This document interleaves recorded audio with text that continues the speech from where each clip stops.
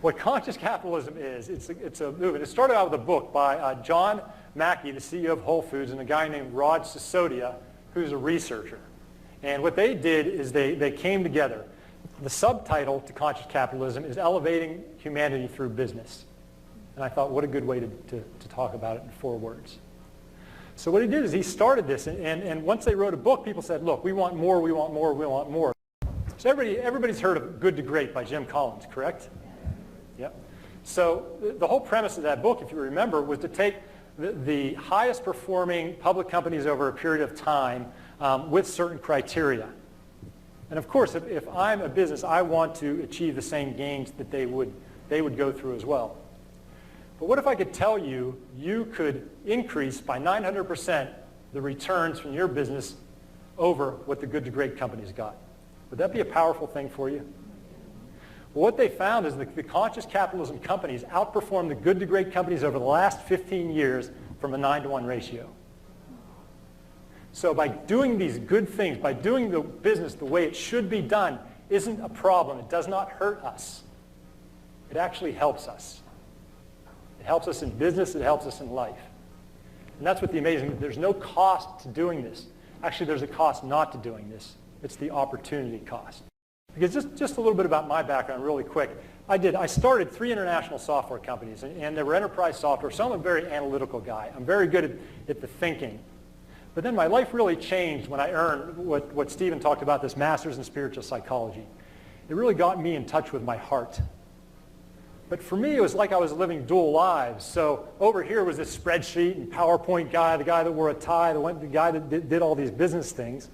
But then my other part of my life is when I went over here, and that was the meditator, the yoga doer, the surrenderer, the acceptor.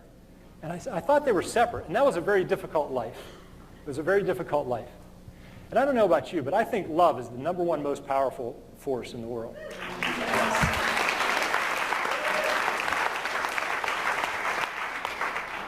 And business is #2. About war. Just like love, it's everywhere, and you need it to exist. But I was keeping them separate. But to me, what conscious capitalism is when we take our head, and we take our heart, and we take our love, and we take our business, and we combine them.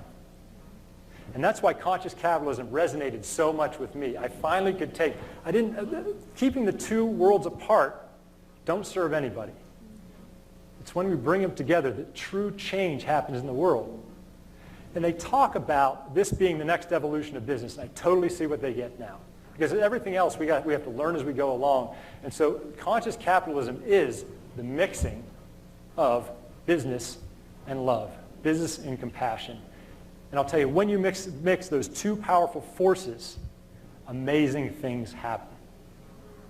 The first principle of conscious capitalism is to be a conscious leader. Because as we all know, whatever the leader does, then the organization will follow. So for me, as I started showing up more authentically, more in alignment, the people that weren't supposed to be part of my organization found their way out, and the people that were started to find their way in. So what are you doing? How are you showing up at work? Are you learning all the things that you learn outside of work? Are you showing up that way as a leader? That's my first question. So the second principle is to take into account all your stakeholders. For example, Greg. Greg takes into account other craft breweries. He takes into account the local community. And what happens is when you start doing that, they take care of you. It's a very symbiotic relationship, and that's why you can get these phenomenal gains as an organization. The third is to have a values-based business. Because a lot of us have this culture. Maybe we think we have a culture, but when you formalize it, then you can really put it into every little thing that you do. And again, Greg's a good example of that as well. And the fourth one, where's Malcolm? He's got to help me on this fourth one, is 1, 2, 3, conscious business, to be in business for the higher purpose. To be in business for a higher purpose, right? It's not to make money. And the funny thing what they talk about in conscious capitalism is if you chase the almighty dollar, you'll never reach it. But when you just set out to make that great shoe in the case of Nike, when you set out to make that great IPA in the case of Stone, the money follows. But all these companies that are cutthroat out there, they're not the ones making the money. I believe we have that potential.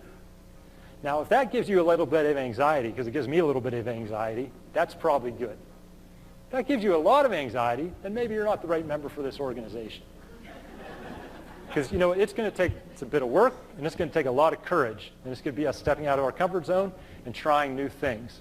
But that's what being a leader is about, isn't it?